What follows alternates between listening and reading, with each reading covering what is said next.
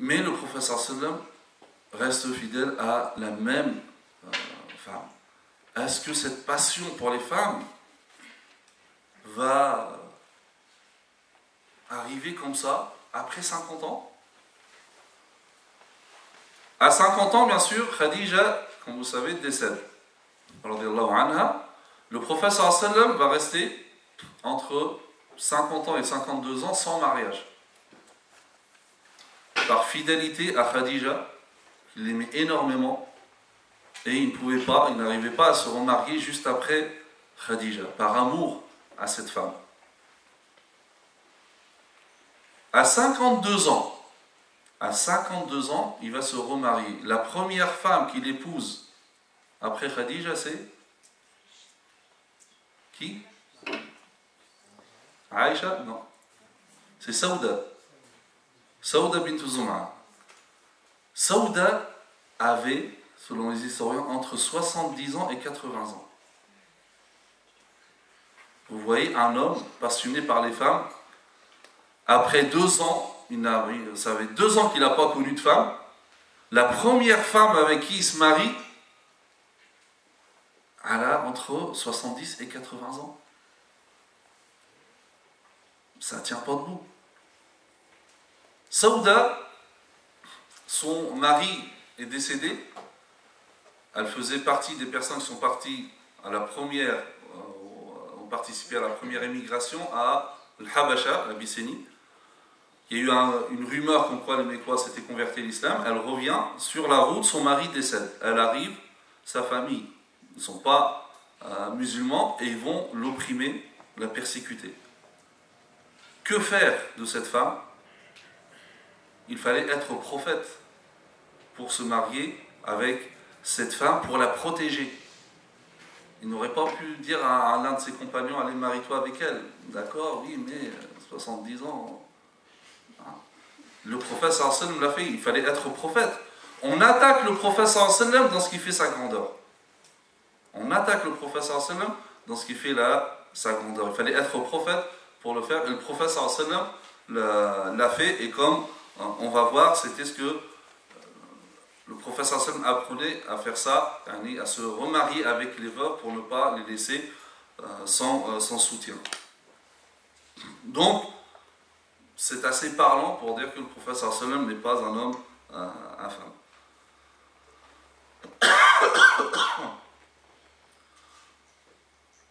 Donc, ensuite, après, donc à partir de Saouda, il y a eu effectivement d'autres épouses. Et quand on va voir, il y a toujours eu des raisons à ces mariages. C'est toujours des raisons liées à sa mission. Pareil, lorsqu'on parle que le prophète sallallahu alayhi wa sallam avait plusieurs épouses, ça peut laisser entendre que le prophète sallallahu alayhi wa sallam c'était quelqu'un qui aimait, parce qu'en fait c'est lié, hein, beaucoup d'épouses, donc on pense au roi de l'époque, donc forcément le fait qu'il ait plusieurs épouses, c'est fortement lié à la vie de luxe, la luxure, etc. Or, là encore, quand on voit comment vivait le prophète sallallahu alayhi wa sallam, ce n'est pas du tout le cas. Le prophète sallallahu alayhi wa sallam vivait une vie très dure. Et pour ses épouses aussi. Aïcha radhiyallahu anha disait,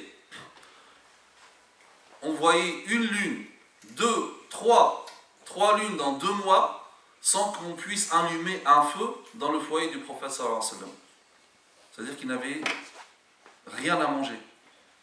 On parle là de la maison de qui? Ou du foyer de qui? Du prophète Mohammed sallallahu alayhi wa sallam. Si c'était un imposteur, c'est forcément pour des biens matériels. Pendant 2 mois consécutifs, même pas un feu qui s'allumait pour cuire des aliments. Il n'y en avait pas dans la maison du prophète sallallahu alayhi wa sallam. Urwa ibn Zubayr, le neveu de Aïcha, dit à Aïcha, alors vous viviez comment? Elle disait de 2 choses, des dattes et de l'eau. Voilà tout ce qu'on mangeait. Des dattes et de l'eau. Est-ce que ça, c'est un comportement d'une personne, d'un imposteur, tout d'abord, et de quelqu'un qui aime les femmes parce qu'il aime le luxe? Les compagnons disaient, lorsqu'on rentrait dans la maison du prophète sallallahu alayhi wa sallam, on pouvait toucher le toit, le plafond, avec la main. Omar rentre une fois, il voit sur quoi dormait le prophète sallallahu alayhi wa sallam. Un tissu très épais et fourré de paille, qui laissait des marques sur le côté du prophète sallallahu alayhi wa sallam lorsqu'il dormait. Omar, lorsqu'il voit ça, il se met à pleurer. Il lui disait, mais regarde, César, Kisra, le roi de Perse, etc., dans quoi ils dorment, et toi, regarde, dans quoi tu es. Il lui disait, est-ce que tu ne préfères pas que eux, ils ont eu leur bien ici-bas, et que nous, notre bien, on l'aura dans l'au-delà? Est-ce que ça, c'est un homme? Est-ce que ça, c'est un imposteur? Non. Est-ce que sa passion pour les femmes, c'est-à-dire qu'il aimait vivre dans le luxe? Pas du tout, et loin de là. Et jusqu'à 60 ans, donc là, Allah Azza wa Jalla lui a interdit maintenant de se marier ou même de divorcer et de reprendre une autre femme à la place, comme dans Surat Al-Ahzab. Et donc si on dit que le prophète sallallahu alayhi wa sallam effectivement avait plusieurs épouses, alors quels sont les motifs? Pourquoi le prophète sallallahu alayhi wa sallam avait plusieurs épouses?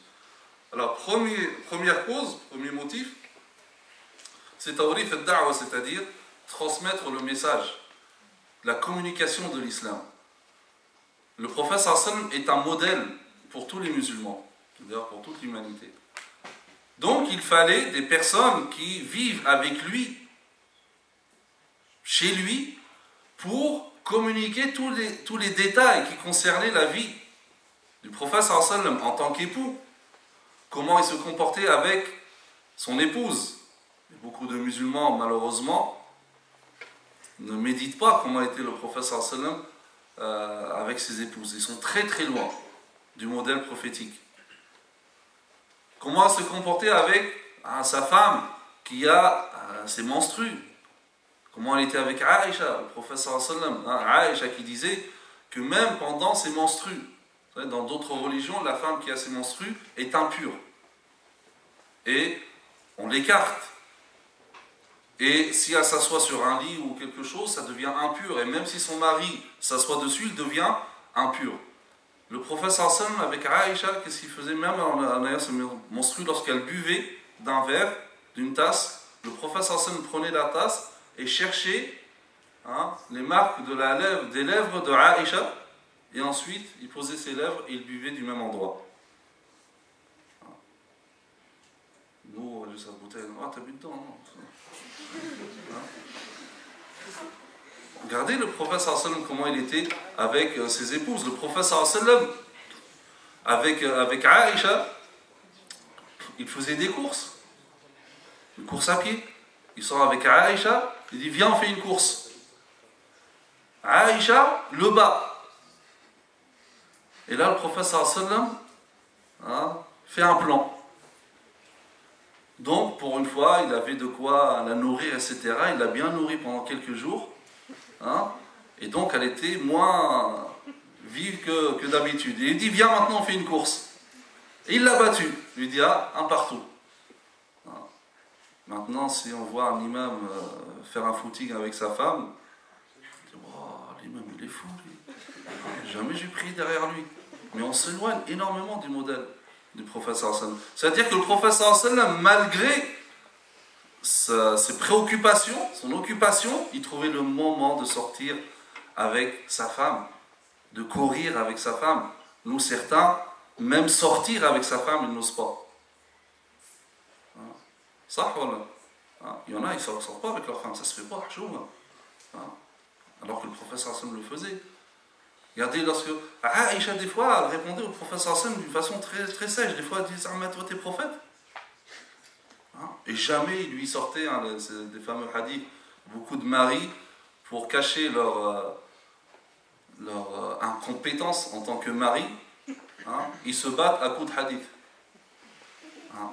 Le prophète sallallahu alayhi wa sallam a dit telle chose, alors que lui-même n'a jamais dit ça à ses épouses.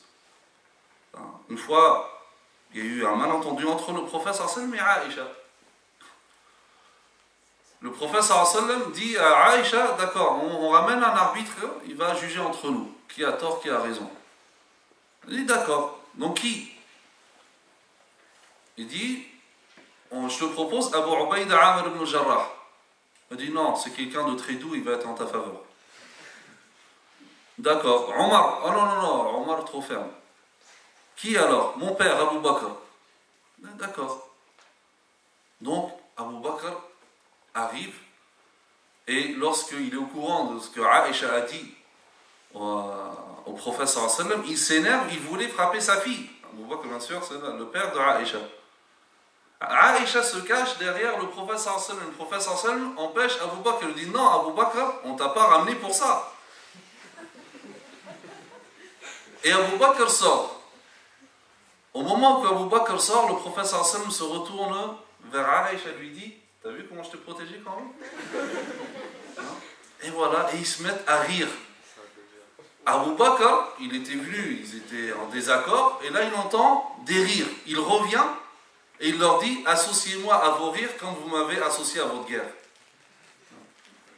Donc voilà comment a été le prophète sallallahu alayhi wa sallam. Et ça, qui nous raconte tout ça? C'est les épouses du prophète sallallahu alayhi wa sallam.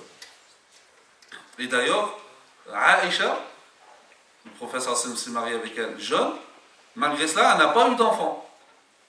Comme si Allah Azza wa Jalla voulait qu'elle se consacre à la transmission du savoir.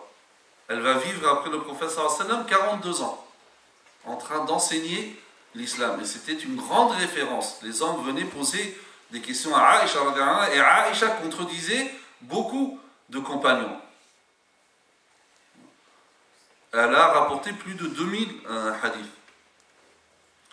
L'une des raisons aussi, c'était pour consolider la communauté et surtout pour assurer la relève après le prophète sallallahu alayhi wa sallam. Vous savez que les piliers des compagnons qui étaient autour du prophète sallallahu alayhi wa sallam, donc les piliers de l'État musulman, c'était ceux qui vont devenir après les 4 califes. Abu Bakr, Omar, Othman, Ali. Donc il voulait créer un lien de parenté liant ces 4 individus qui seront la relève de l'État musulman. Et donc il a épousé Aïcha, fille d'Abu Bakr. Donc c'est des choix stratégiques.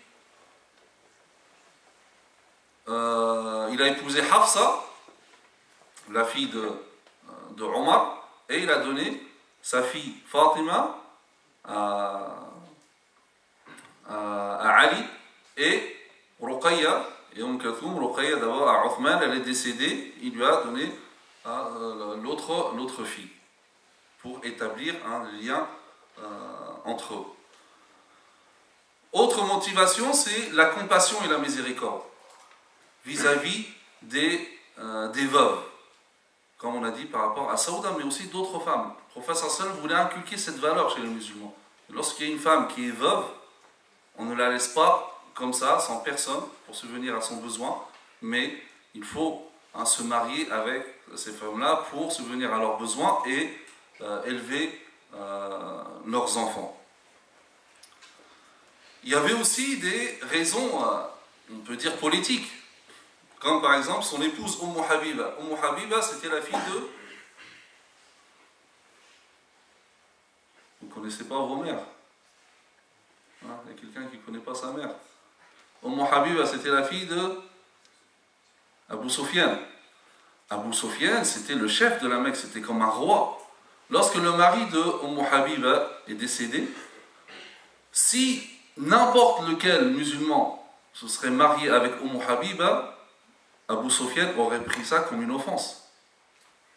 Donc il est le mieux placé pour épouser Habiba et pour envoyer un message à Abu Sufyan, comme quoi ta fille, nous la protégeons, c'était le prophète sallallahu alayhi wa sallam. Et d'ailleurs Abu Sufyan lui-même a été content de ce mariage.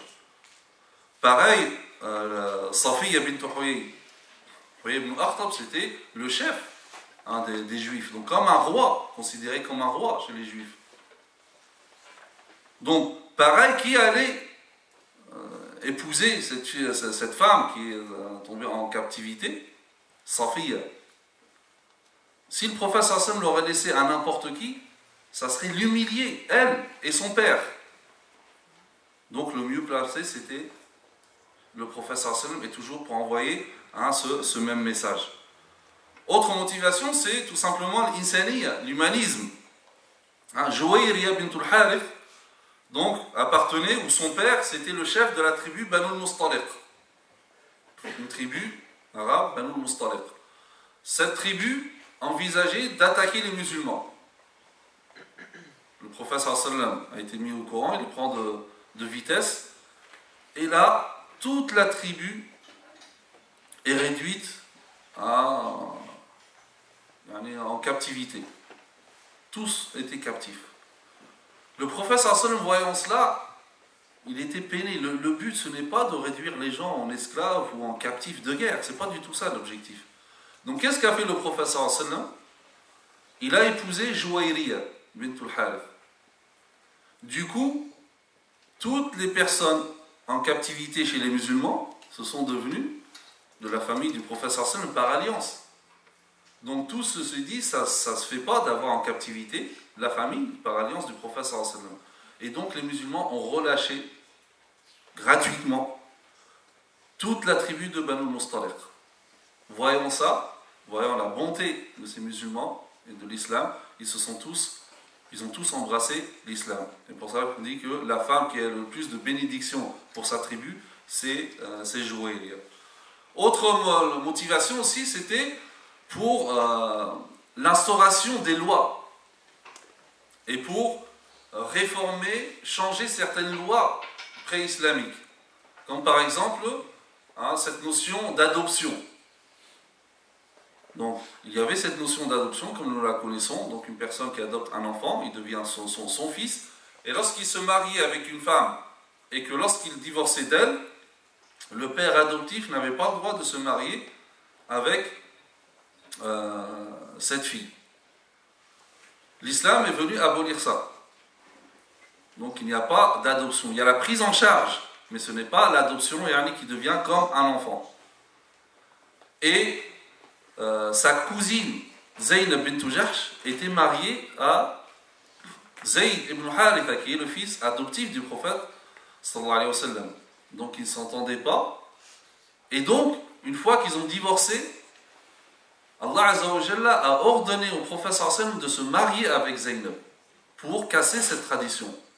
Et d'ailleurs ce mariage-là était très pénible pour le prophète sallallahu alayhi wa sallam. Parce que là, il était obligé de faire quelque chose qui était contre la norme sociale qui existait. Mais l'islam, par rapport à la norme sociale, donc il a rectifié ce qui n'était pas conforme à la moralité, et il a laissé certaines traditions. Donc finalement, on peut se dire que le prophète sallallahu alayhi wa sallam s'est marié de deux façons. La première, Muhammad sallallahu alayhi wa sallam en tant qu'homme. En tant qu'homme de son choix, le prophète sallallahu alayhi wa sallam ne s'est marié qu'une seule fois, avec Khadija. Et Muhammad sallallahu alayhi wa sallam, le prophète, là il s'est marié pour des raisons liées à sa mission, il s'est marié avec plusieurs épouses. Et comme j'ai dit, ce n'est pas parce qu'il a plusieurs épouses que toutes, et lui aussi, vivaient dans le luxe, etc., contrairement donc, à ce qu'on peut lire, ou bien conformément à ce que nous pouvons lire dans les biographies du prophète sallallahu alayhi wa sallam. Donc voilà en gros certaines controverses et comment répondre à ce genre de controverses pour donner le vrai visage du prophète sallallahu alayhi wa sallam, ce plus grand prophète et ce plus grand homme.